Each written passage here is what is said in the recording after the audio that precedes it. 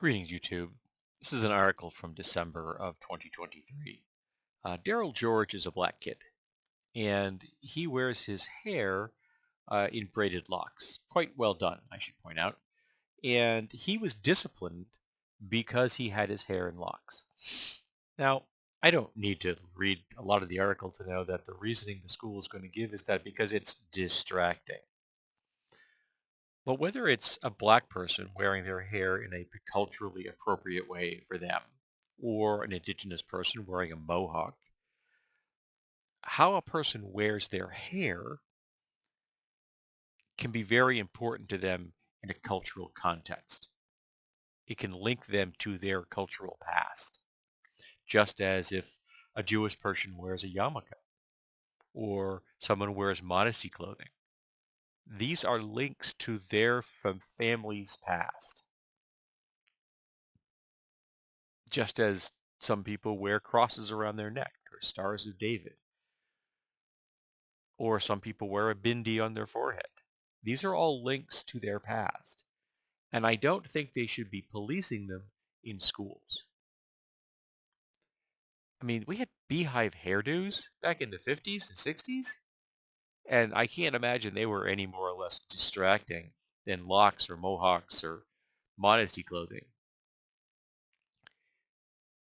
But of course, this is all about imposing the standards upon everyone that are considered to be appropriate for your classic straight white cisgender man.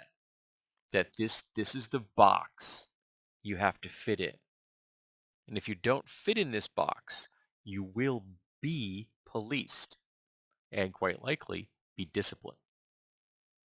But America isn't the place it was in the 1950s. We are far more ethnically diverse than we were, well, when my parents were in their teens and 20s. My mom got married in 64 at 19 and had me at 20. So in the 50s, she was still a kid. And those kind of hairdos, and I've seen pictures. I think it was her older sister actually might have had a beehive at one time. But yet, were those considered distracting? Did they police them the way they're policing locks or mohawks or modesty clothing or bindis or anything else? Because those things fall outside that WASP ideal. And that's deeply disturbing because the world doesn't look like that anymore. And of course, the reality is that the world was far more ethnically diverse then than the public images would have you believe, because they just marginalized the folks to the point where you just couldn't see them, which is disturbing on another level. But yeah, let people be people.